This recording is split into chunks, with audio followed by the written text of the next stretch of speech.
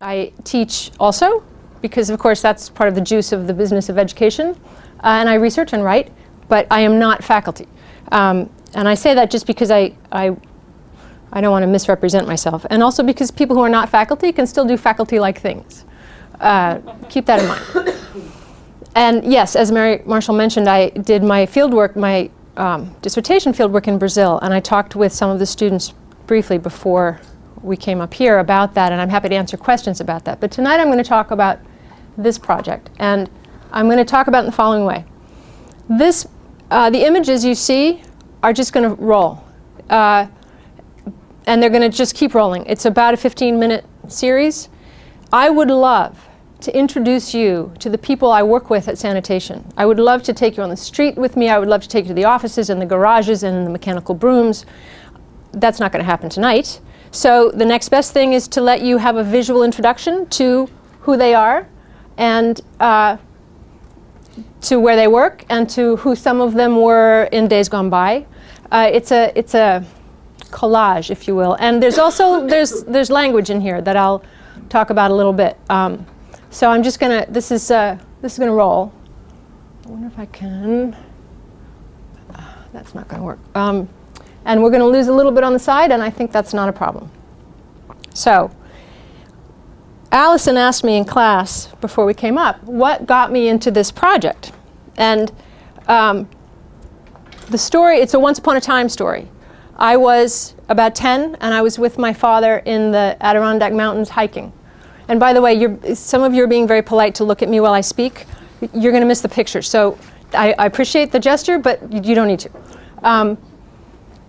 We went hiking in the Adirondacks, and it was one of those exquisite summer days where the part of the forest my father had chosen for us really looked as if no human hand had ever touched it, but for the trail. And we arrived at the lean-to, and it's on the edge of a lake with mountains and perfect blue sky, and this was in the early 70s, so Earth Day had happened. My parents were deeply engaged with environmental concerns. They were very young when they had kids, and so their inner hippie came out all through our childhood. And they were anti-war activists, and environmental concerns were particularly important. So we go in the woods, my father and I, and we get to the lean-to, and behind the lean-to, in this absolutely pristine place, is a dump, where campers have been too lazy to pack out what they packed in. And even as a child, I was about 10 or 11, I was incensed. I was outraged. And it was one of those moments in childhood where an assumption gets exploded and it sort of marks you and the memory sticks. And what marked me was this simple question. Who did they think was going to clean up after them? I didn't know the answer then. I still don't know the answer about that particular moment. But that question landed and started to germinate. Even while I was doing my fieldwork in Brazil, in other words, from that point forward, I kept looking around thinking, who cleans up? Where does that trash go? In Brazil, the neighborhood I lived in sometimes had trash pickup and sometimes didn't. So there was the end of the plaza became a kind of an impromptu dump for a while. The pig liked that. He fattened up on those discards. But when I finished my graduate work here, I realized that I could actually begin to ask that question more seriously in the context of New York City. And of course, the answer to the question, who cleans up after us in New York, meaning us, there are actually many answers to that, but when I say us, I'm defining us as residents, householders. Who collects municipal waste? The Department of Sanitation. So then the question is, anthropologically, what is that work and who does it and what's it like? And the uniform, how do you wear that uniform? These are not sanitation workers, they're supervisors, the next level up. But it took me 2 years to get permission to step into sanitation. Christopher, Allie, you're late. I went to the other location. I'm glad you're here. Thank you. Christopher's doing work on dengue and trash in Brazil, and he's defending his proposal in February. I'm so sorry. Oh, it's so lovely. It smells so good. And I've just put you on the spot. And you can sneak in front of me, too. OK, good. No problem. I'm going to hold these. Wow. So One of the many challenges and pleasures of working with any trash-related question is where do you draw the boundaries around it? So when I started asking, what is it to be a sanitation worker? The question then expands to, how did the job get shaped the way it is? And then what's the organizational structure underneath that? And then what's the historical moment that inspired the structure? And then what was the political reality that influenced the historical moment? So you keep backing up and spreading out, just like garbage itself. And the boundary you draw around it, it's partly arbitrary, and it's partly you, the scholar, make that decision, and it's partly permanently, always, slightly beyond. Wherever you draw the line, there's more you want to pull in. So that, as I say, that's a challenge, and it's also a, it's what I predict I will be working on this theme and its tangential questions for the rest of my life, and I'm delighted to be able to say that. So I'm going to run down, just briefly, a kind of a hit and run, because each of these could actually be a book unto themselves, and many of them are.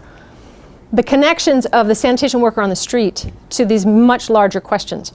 The who cleans up after you issue is related to larger environmental concerns in the following way. When we measure the cost of the way we live now, and by we I mean sort of Western culture, and we look at the environmental, ecological impact of our lifestyle today, and we have begun to take a hard look at the costs, the many, many costs of the way we live now.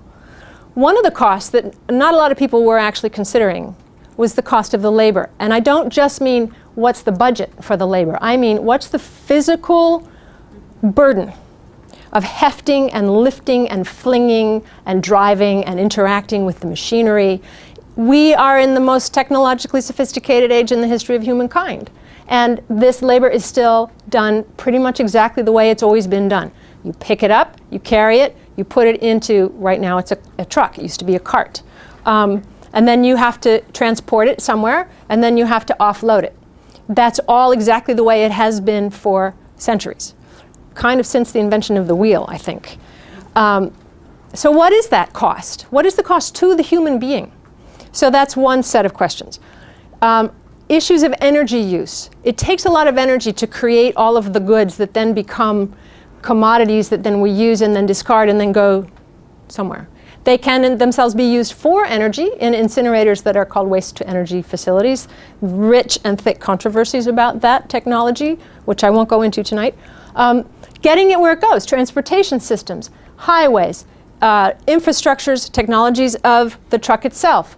New York City uses something called ultra-low sulfur diesel. It's far less polluting. However, it works optimally when the truck's on the road. So when the truck's idling while people are filling it, it's not so efficient as it's not ideal. There may not be an ideal fuel unless we could have the trucks run on the garbage that they collect. Surely someone's thought of that before. I just thought of that. Why don't we will figure that out. We will figure that out. That points to a whole other set of questions. We should not encourage any kind of technology that lets you fuel anything with waste, because then we have no incentive to stop making so much waste. So that's another, and again, I'm not going to get into that tonight specifically. I'm happy to talk about it when we have questions. But so the environment, the energy use, transportation systems and infrastructure, both of the trucks, the technology of the trucks. If you're a truck manufacturer, you measure the success of the mechanism that pushes the garbage out by what is the quality of the turd.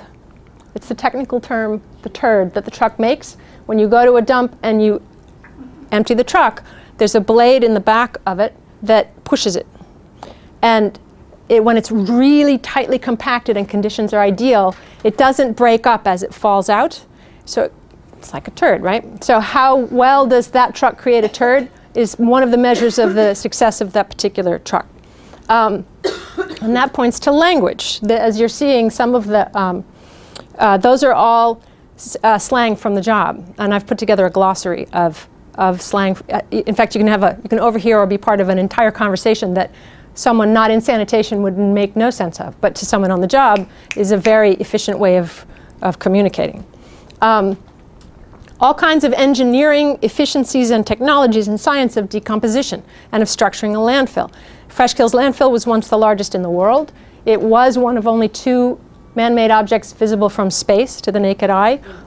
Confirmed by NASA, by the way. I thought that was just urban myth, but it's actually true. I don't think it's still true, only because it's really green now. But you could only make that if you were using some pretty highfalutin and very carefully put together engineering specs. And in fact, Freshkills, it was opened in 1948. It's now the 2nd largest park, will be the 2nd largest park in the city system. But imagine what a landfill was like in 1948. It was a dump, okay? But the laws changed and changed and changed during its 53-year history. And in the 1990s, it came into full compliance with EPA regulations, which meant that they double-lined underneath. That was a feat. That was a spectacular feat. Hardly one we celebrate. But the waters around that now are far cleaner than they ever could have been otherwise. So that's another sort of connection. Issues of public health. If we didn't pick up the trash, if the streets weren't clean, New York would not have the prominence that we believe we have today. In the 1860s, when various progressive doctors and activists and reformers were trying to get the city to take issues of street cleanliness seriously, they measured the mortality rate, and it was equal to that of medieval London. This was in 1866. Even then, there were many different preventable diseases. They knew how to prevent these diseases, and people were dying from them. They didn't need to be dying from them. It wasn't only because the streets were filthy, but that was one of the major factors. And when I say filthy, I don't just mean litter. I mean shin deep in muck, years worth of muck. Imagine manure, vegetable. Imagine just all your street trash, but add manure and horse urine and cobblestones. And it was called corporation pudding, as a slang for a slur on the city government, Tammany Hall. And again, that's a whole other very interesting side story. Sanitation issues point to relationships on many levels. Us with each other. If I drop litter in front of you, and it's your neighborhood, or it's your well, what if I just told you about what I think about that street? You're on that street. Well, I don't care. You're on that street. I'm dropping my litter. Maybe. There are different, people understand and use litter differently in different cultural contexts, and it's a little too easy to just say, well, somebody's being careless and nasty. But it creates a relationship of the moment. Then there's the city's relationship to the larger region, the region to larger parts of the country. New York City does not have any place within its own boundaries to dump its trash. So all of it is exported. And in fact, export is the term used for transporting trash out of the city limits. I don't know this for sure, but talking to you now, I think I'm going to find out. I'm going to bet it's the single largest export we have as a city. I mentioned issues of consumption. It also points to time. We wouldn't be generating such quantities of discardable stuff if we didn't have to move as fast as we think we do. I call this our average necessary quotidian velocity. Meaning, I can't take the time to clean my coffee cup, remember the handle broke. I'm going to get it, no, I'll fix it. But the glue, I can't hold, coffee cup. Okay, I'm just going to get paper. But I'm not going to take plastic bags anymore. I'm going to always have the cloth bag. I forgot the cloth bag. There's a maintenance and a husbandry and a shepherding and a form of attention that those kinds of relationships with objects require that we don't have time for. Some of us do, some of us are very careful and caring about that, but on the whole, most of us aren't and don't. And I'm not condemning anybody, I'm just observing. So, issues of time. And then for me, the central most interesting question is what I started with, the question of labor. Who does this work? What's it like to do this work? How are they perceived? How do they perceive themselves? How do they perceive the people who are perceiving them? How do they perceive their bosses? How do they like the civilian workforce? Sanitation employs just under 10,000 people. Approximately 7,200 are uniformed, and the rest are civilian, in everything from secretarial to lawyers and consultants and not consultants, but lawyers and policy analysts. The uniformed forces are arrayed like an army. So the sanitation worker on the street is the equivalent of the private. Then you have the supervisor, superintendent. Excuse me, is there water? Oh, wait. Behold. Thank you. Okay. Sanitation worker, supervisor, superintendent. And then you have titles that change a little bit now and then, but it's basically 1-star, 2-star, 3-star, and 4-star chiefs. Then you have the commissioners, and then you have the commissioner himself. Once you're at commissioner level, you are no longer uniform. You are a civilian again. But that structure is quite intentional because when it was put in place in the 1890s, the fellow who did that was a Civil War veteran and an officer, and he felt very strongly that the only way to make this work was to break it down in very tightly organized, extremely, the lines of responsibility and of hierarchy were very clear. And in fact, he was right. It has worked ever since then. Apparently, this is a rumor, but apparently Deputy Mayor Stephen Goldsmith has been known to ask, why are all these generals walking around sanitation? What do they need generals for? And maybe he's referring to when the officers wear their Class A uniforms, because you see the stars of their rank arrayed on their shoulder like in a military array. And I can tell him why this is the way it is, and I can tell him why it was put there, and I can tell him why it works. I invited him to my talk next week. He can't come, but maybe someday I'll have that chance. Hold on just a second. So, who does the job? The public perception of who does the job is that they are not too smart. They took that job because there's nothing else they could do. It's an unskilled job, says the larger public. And the people who go to sanitation are of a lower caliber than the people who go to police or fire, which are the two other big uniformed services in New York City. And what I'm telling you is how they tell me the public perceives them. And some of the examples of not too bright, a sanitation worker is on his route, and a woman comes out of her house on her way to work, and she's finished with her daily paper. So she offers it to the sanitation worker. And he says, oh, yes, thank you. And he reaches for the paper, and she pauses and says, you can read, right? She's serious. She's serious. The many cultural examples, a cartoon of a woman sitting in a cafe with a man, and he's wearing a uniform that says something like Joe's Garbage Service on the back, and there's flies buzzing around his head, and there's something stinky coming off of his shirt, and the caption says, when Myrna said she wanted to date a man in uniform, this was not what she had in mind. These are small examples, but they jump out at the people who are doing the work.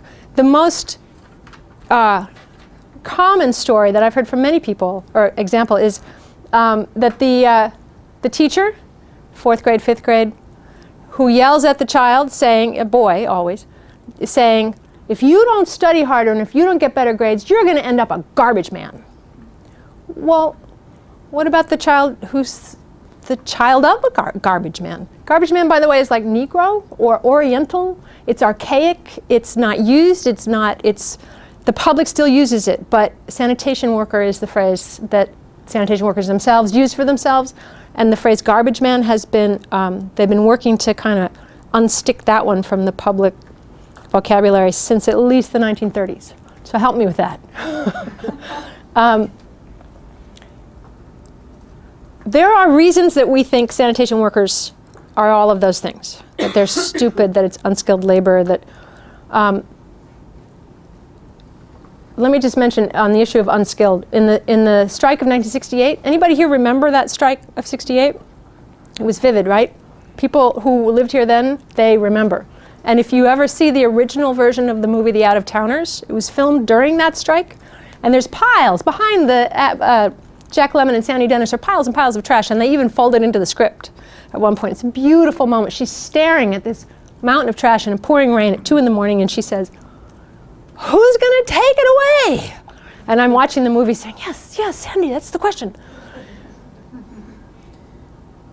When Rockefeller and Lindsay locked horns over how to solve the strike. Lindsay said, call in the National Guard. Rockefeller said, no, I'm not going to do that, for lots of reasons. One of them was, and this is not, you see this when you read the press accounts of the day, but you don't, when people give a quick history of it, they don't mention this. Rockefeller said, the National Guard won't know how to do the job. If it's unskilled labor, how could that be? So, I like that little example. Among the many reasons that we, and I say we, I don't mean you like your sanitation worker, I understand that. You have nothing, you honor, you celebrate, you thank your sanitation worker. So the we is not you individually. People come to me with that often, like, no, I like my sanitation worker. I believe you. But as a sort of generic public, we see them in a couple of different ways. That's supposed to just roll again. The most obvious is through issues of contagion, right? They are close to and have their hands and noses and bodies almost in piles of stuff that stink. Piles of stuff that I know what it is because it was in my fridge for way too long, or it was my kid's diaper that or it was the kitty litter, or it was the whatever it is. And now, not only is it stinky, but it's all mashed together, and it's in a bag on the curb. And I'm done with it. He has to pick it up. And I use the male pronoun quite consciously. There are women on the job, and I'll talk about that, but fewer than 5% of the workforce, uniform workforce, is female. So I'm going to say he. I mean, no offense. He has to pick up, deal with, look at, hang out with all that stuff that I just rejected. So by association, it's very simple. It's not like we're bad because this is what we do. It's a human reaction. Anthropologically, you see this in many, many cultures, that when a person's labor or parts of their life connect them in some way to objects we have decided are tainted, polluted, they, by association, also are polluted. So that's an easy one. But then I think we also have trouble with them because we scapegoat them. We understand in many ways that the way we live today, the mountains of trash that we generate, it's not a great system, and it's not sustainable, and it's not environmentally healthy. And there are ways we can make different choices, and then some of those ways are a little harder, and I'm just going to throw out my coffee cup. When they pick it up, it's easier to kind of heap blame on them than have it reflected back on ourselves for the systemic challenges of living differently. So I think another reason that we have a hard time with them is that they catch the blame. And then this is one I like a lot because I think it has a lot of resonance and implication. When we throw things out, it tells us that the material world around us is ephemeral. And even larger kinds of objects like chairs and furniture, and maybe even things that have been in your family for a while, like your great-grandmother's pots that she brought over from wherever, and your grandfather clock, and the spectacles that your great-grandfather wore, something, a picture maybe. Even those treasures that we've marked across generations that have a depth of meaning and association, even those, they're not permanent either. And if you back it up, what is permanent? They make that point every time they show up on your block. The ephemera, the impermanence, the fleeting nature of materiality is something that they stand for. And that's another reason it's hard to kind of give them attention, positive attention. And then finally, they represent a kind of an interruption or an eruption. The trash is on the street and it's not supposed to be there very long. They're supposed to come and take it away, and then the street is clean. Well, it's as temporarily clean as it is temporarily holding the trash, but the trash off the street, that's normal. So when they come down, especially if they have to block the cars behind them, it's a break. The rhythm is broken. The visual harmony that you expect, that's broken because of them. It's not because of them. They're saving us from ourselves, but that's not how you read it when you're, I mean, when I turn down the block and the truck is in front of me, I'm no happier about that than you are. I check to know if I know them, and if I'm stuck there for a while, I might get out and say hello, but if I'm in a hurry, I don't want to be behind that truck. So those are reasons that sanitation workers are understood to be, like you wouldn't want your child to be a sanitation worker, maybe. When you step into the job, though, one of the many things I learned, there was an incorrect assumption on my part. I thought that they all wore this stigma like a heaviness, the job itself was a burden, like these guys have miserable lives out in the world because of their jobs. Huh. Not at all. The stigma is real enough for some that they don't tell their neighbors what they do for a living. It's real enough for some that the famous story is a superintendent who was in a Manhattan garage who left his house every morning in some suburb in a suit with a briefcase. And when he got to work, he changed into his uniform, his sanitation uniform. And before he went home, he put back on the suit. But then there are the people who, it's a great job. And they make a good living. And the pension, it's called a short pension. 20 years, you retire at half pay. Not bad. If you want to, we can get into the thicker political debates right now about pensions. I have some thoughts about that. They understand that the job is stigmatized, but they don't wear a stigma. That's not their problem that the public doesn't get it or the public misreads it. They have a job that in many cases they love, and they're happy to tell whoever wants to hear about it, and they've got rich stories, their own language, a depth of camaraderie that I envy, partly because they are in the trenches in the war on grime, right? That's an old sanitation pun. Oh, next time you see a sanitation worker, well, there's a few things I want you to do. Tell them thank you. You will amaze them. Just that. Just say thank you. I was crossing 110th Street a couple of mornings ago, and it was collection day for here, and there was a truck stopped at the light, and I scurried across, and I stopped in front of the truck, and I went like this, and the guys went like this, and I said, and they both went.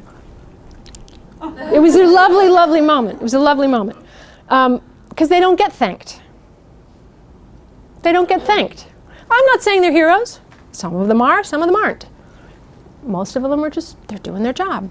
A lot of them take pride in doing that job well. So that's one thing I want you to do. The other thing I want you to do, oh shoot. What was I talking about before the thank you thing? I'm sorry, I lost that thread. Short pension. Camaraderie. Dang. They're not as stigmatized. They understand they're stigmatized, but Oh yeah. Okay, thank you. The salute.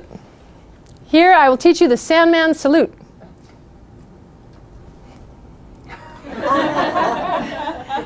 That's it. Okay. Here's what they know about the job. The way the 8 hours of their shift is carved up is an extraordinary study of understandings and use and control over time.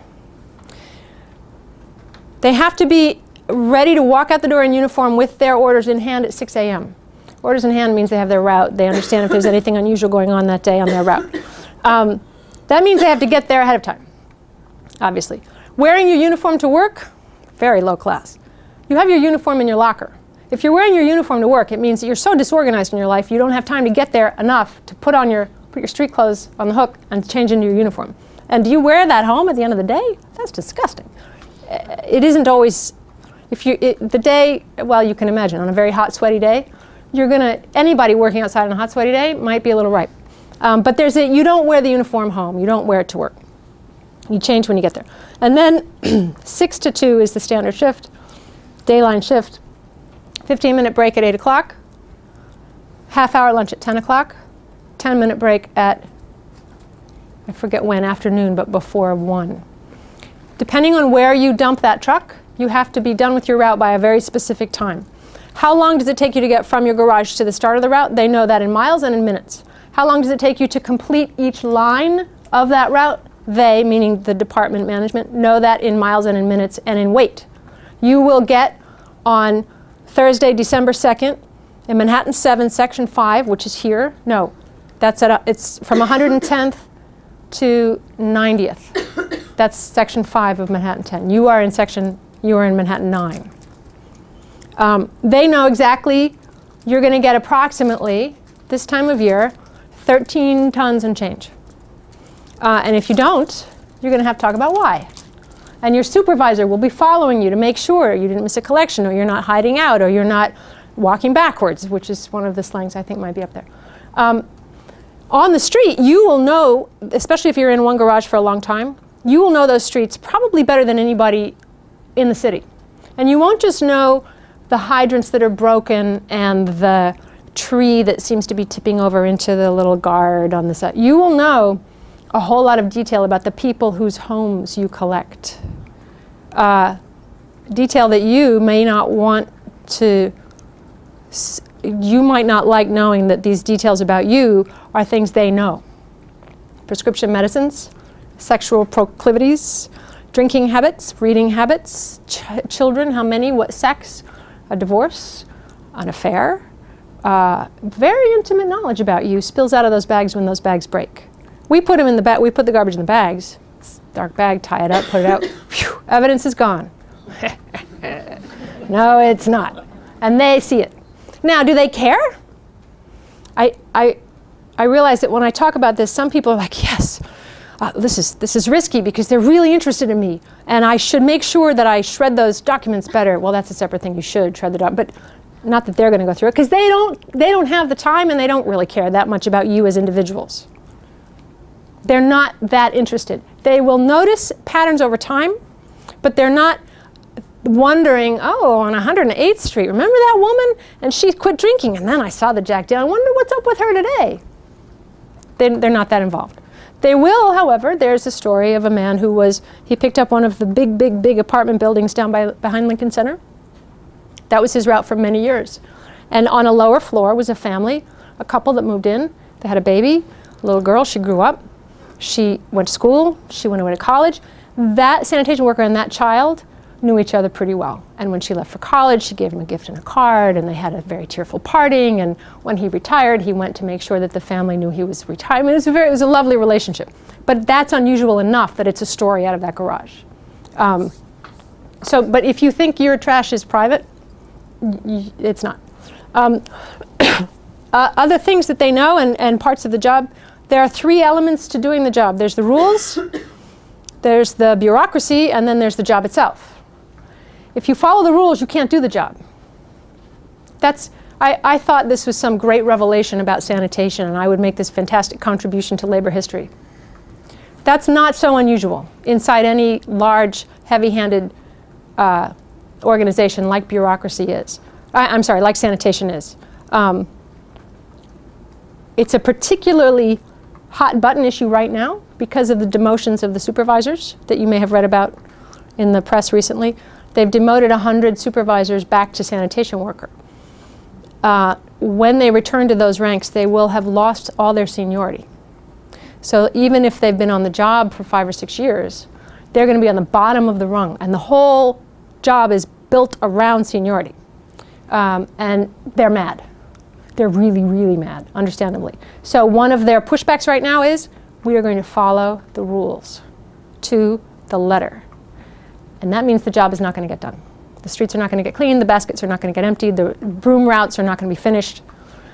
Brooms, mechanics, mechanical understanding of machinery, that's another skill. How do you fix, if the truck is making a funny noise when you have the garbage scooped up into the back, what does that mean?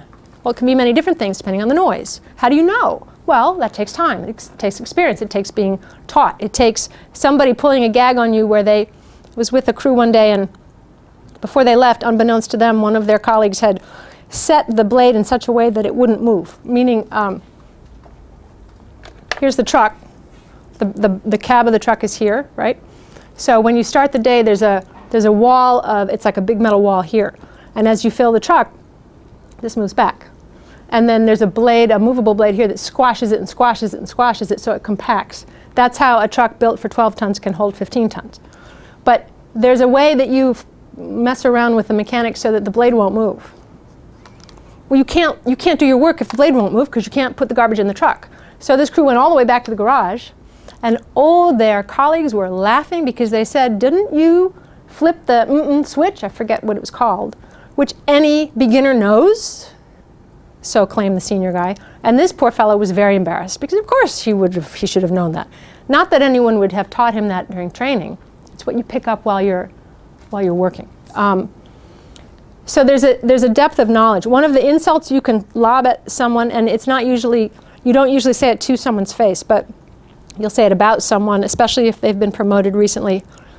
It's a sort of a two-part, they mean the same thing. He's got no time, meaning he hasn't been on the job very long. Now, I've heard that said of people with 17 years on the job. So got no time is relative.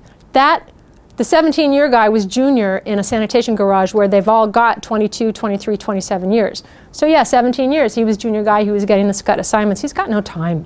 Or he's a know-nothing. He doesn't know anything. He doesn't know the job. That's the other insult. He doesn't know the job. You hear that when you have a sanitation worker who's been on brooms. Brooms is a separate assignment. Then be promoted as to being an officer. He doesn't know the job. He's a broom guy. Or the broomies who feel that they're slightly more intelligent than their truck driving colleagues. When a truck guy gets promoted, the broomie will say, he doesn't know the job. He came up from the trucks. Just by way of a little background, as part of my research and to understand this job as well as possible, I took it for a while. I went through the process of, I took the tests, I went through all the medical clearances and all the x-rays, and I had a bad moment in the clinic when I had to stand and demonstrate flexibility. I said, all right, touch your toes. I haven't been able to do that in years. And I thought, well, this is the end of the line for me. And I was like, I'm so sorry, I can't do the job. I can't touch my toes. And luckily, she said that was not, in fact, a make or break qualification. But I was assigned to brooms, and I was trained to operate the mechanical brooms. You don't drive brooms, you operate the brooms. And I will tell you, they are marvelously complex, sensitive machines. The brooms, there's a different one on each side, the gutter brooms. You can tilt them at different angles depending on what the conditions are. You also can have one up and one down. You have to pull them both up if you're going over certain kinds of ground. The pickup broom in the middle is the big one that picks up the garbage and puts it on what are called the flights, which is like an angled conveyor belt that goes into the hopper of the broom. It holds about a ton. You have to clean that every day, and you have to clean it really well, and you clean it with a fire hose. So you have a fire hose, and you have the wrench that unlocks the hydrants, and the key it's called. And when I was in training, actually I wasn't in training anymore, I was on the job, and we were in the Bronx, and I had accompanied a broomie for a few days, but now I was in my own broom. So we met at the cleaning point, and he cleaned first, and then he pulled ahead, and then I pulled out my hose and hooked it up to the hydrant. And while you do this, the hopper of the broom is tipped open so you can get at the innards. And if you have never held a fire hose full of water, a fire hose of like squirting water, it's a force. You need some strength, and it will get away from you if you're not careful. It's not a garden hose. It's a whole other thing, and I didn't know that.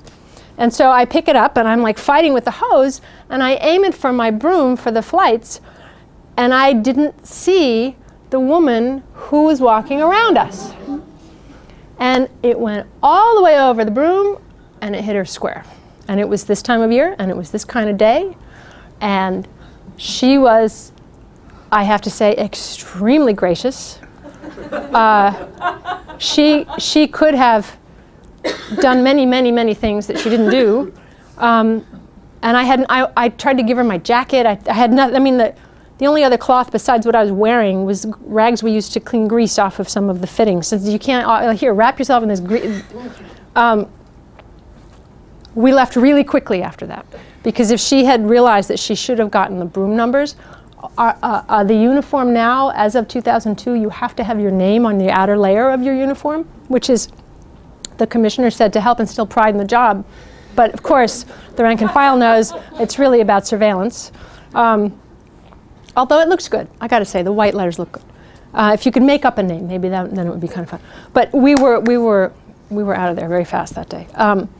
So there are levels of skill. And it's also things like, how do you manage the relationships of a garage? How do you understand the board? There's been a picture through here of how the jobs are assigned and how you know what you're doing the next day. And it's Talmudian, it's Byzantine, I've had it explained to me many, many times, and I still, someone would explain this to me and I would say, okay, let me now explain it back to you. And I never got it right. I never got it right. Setting the board is a very, who has the power to set the board has a lot of power in the garage. So it's a job trusted, only a few very trusted people are given that privilege. In some garages, it has to be a union person, an 831 local, or in other garages it can be a civilian person, but that's kind of negotiated in each place as it fits each place, which points to another lovely cultural reality of it. Each garage has its own kind of subculture. So what works in Manhattan 7, which serves the Upper West Side of Manhattan, might not fly at all in BK 17 or Bronx 6. And when you go to those garages, especially if you transfer, you're smart to just kind of watch for a little while and figure out what the house rules are.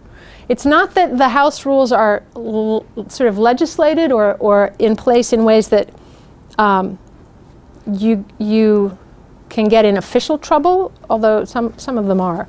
But it's more just the habits, the assumptions, the ways in which people in that garage organize their relationships around the labor.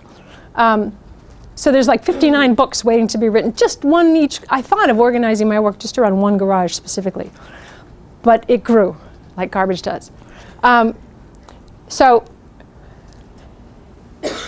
there's one more point I want to make about issues of stigma and perception and knowledge, and then I'm going to talk a little bit about oral history, and then open it up for discussion. When you put on the uniform of a sanitation worker, you are invisibilized. And I know this from hearing many stories about it, but I also know it from my own experience when I was on the job, even before I was on the job. When I accompanied crews and would join them for instance, cleaning up after the West Indian Day Parade in Brooklyn, or Times Square, New Year's Eve, or any of the sort of special event cleanups, before I was on the job, I had a uniform, and I would get on the subway or a bus or walk down the street, and it was remarkable how thoroughly unseen I was. I had never experienced it before like that, to the point where when I was sweeping with a hand broom down Ocean Parkway in Brooklyn after the West Indian Day Parade, the hand broom has bristles made of metal. And if it's a warm day and the people who are still up against the barricades are wearing sandals, you want them to move because you're going to scrape their feet. So what's the polite thing to do? You say, excuse me. But they don't hear you. They don't see you. You're right here, but you're not there at all. And I watched my fellow workers. They weren't saying, excuse me, because they already knew that they weren't even there to the people at the parade. So they're just sweeping. And if they caught someone's feet, the person would jump back and maybe curse them out, but they're going to do their job. So that's where the stigma issue can sometimes come back. That can sometimes be real and bitter for people who generally aren't troubled by it at all. And it actually points to the work of Meryl Euclides. Meryl Latterman Euclides is the artist in residence for sanitation. She has been since 1977 and has done a series of remarkable works, performance works and landscape works around issues of sanitation, garbage, labor. And she invented something in the late 70s that she called maintenance art. How do we understand the systems and structures on which we rely for basic maintenance of anything in ways that can become much more creative and vibrant in our understanding of them? So maintenance art is one of her many contributions to this way of thinking. So oral history. In the spring, I'm teaching a class at NYU called Oral History. What did I name this class? Labors of Waste and the Value of Knowledge. We are going to work with sanitation people from all ranks, from all histories, from all backgrounds, civilian, uniformed, retired, still employed, brand new hires, 50-year veterans. Ideally, someday I would like to have 100. It's a good round number. It's going to take a while to get there. But the class will be the first formal effort to make this happen. We did a class a couple of years ago, we meaning myself and my colleague Heidi Geismar, who's in anthropology and museum studies, on how do you start a museum from scratch. And we use sanitation as the case study. And we created the seed from which a sanitation museum will grow. And part of that will be the oral history archive. And we did interviews then, but they weren't transcribed. They were just interviews, recorded interviews, which I now understand is a whole different thing from oral history, although it can serve similar purposes. But so this spring, each student will do 2 interviews, transcribed to what I call the gold standard, the Columbia University standard. And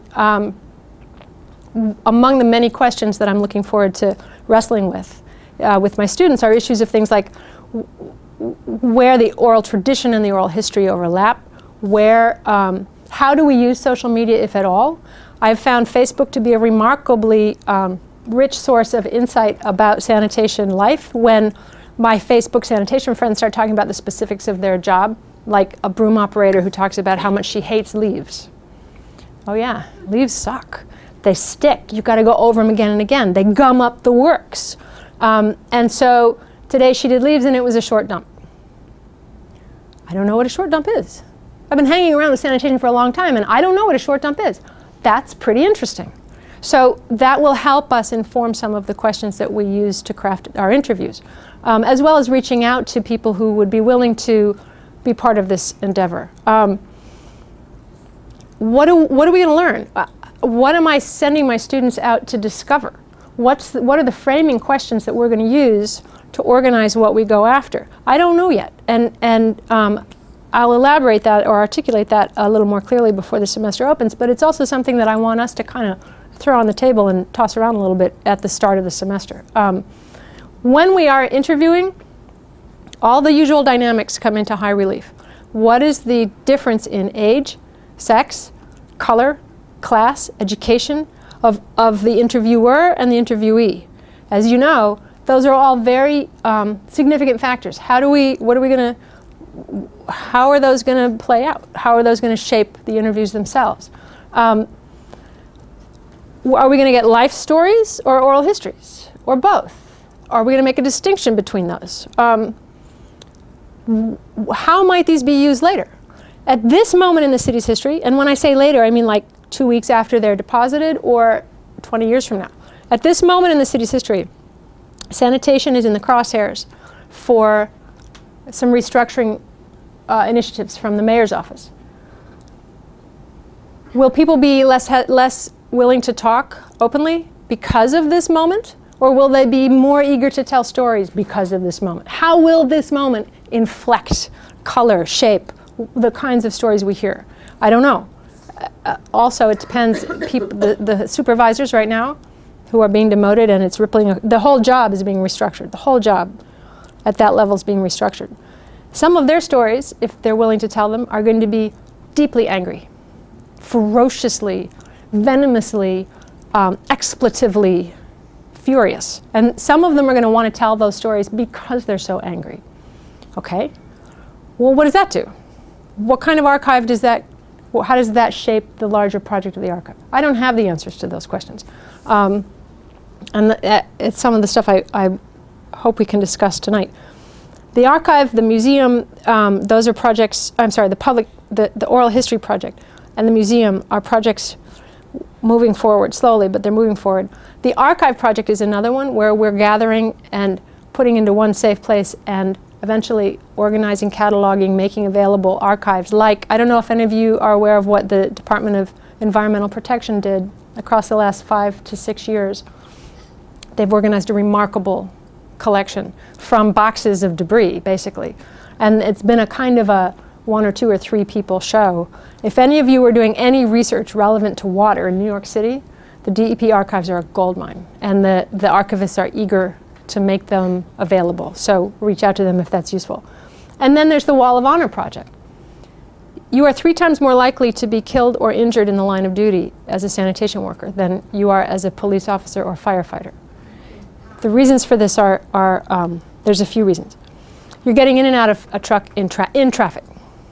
The most recent fatality was January of this year when a man named Frank Justich was on the street side of his truck cycling the hopper, meaning he made that scooping blade thing activated, which is very loud. And a tractor trailer turned into early morning sun glare with a very dirty windshield, so he wasn't 100% aware of what was around him. And the body of the truck caught Frank. And that was it. 2 young children, beautiful young wife. The ceremony to rename the garage after him was about 2 weeks ago. And I've been to many, many such, the funerals and the ceremonies. This one was somehow even more somber than usual. So there's getting in and out of traffic. The mechanics of the truck itself, the hopper, I don't have any pictures in here, but oh, I have a model. I have a toy model. I should bring it for these talks. Okay, so this is the truck. The hopper opens in the back, so the garbage pushes out. This is held up by hydraulics. The hydraulics sometimes malfunction, and then this drops. If you're anywhere within its range when it drops, you will probably be killed. And if you're not killed, you'll be seriously disabled. A man was caught by the hopper 2 weeks ago. He only suffered 3 broken ribs. He was thinking it was time to retire. He got caught by the hopper, he's retiring. He took it as a sign, he's supposed to get out. So the mechanical, it's large, heavy equipment, and it will cause harm sometimes. And then there are accidents driving. I can tell you many examples, but statistically, the Bureau of Labor Statistics ranks it among the 10 most dangerous jobs in the country. It changes rank. Sometimes it's above mining, sometimes it's below mining. Deep sea fishing tends to stay near the top. Police and fire aren't even on that list of top 10. It's not to say their jobs aren't dangerous, but when a sanitation worker takes this job because he says, I'm safer, he's wrong. He's just wrong. So, I could go on and on and on and on and on and on, and I did ask the people I talked with in the class beforehand to cut me off because I would go on and on and on. But I think it's a good place to break, and I see some people beginning to maybe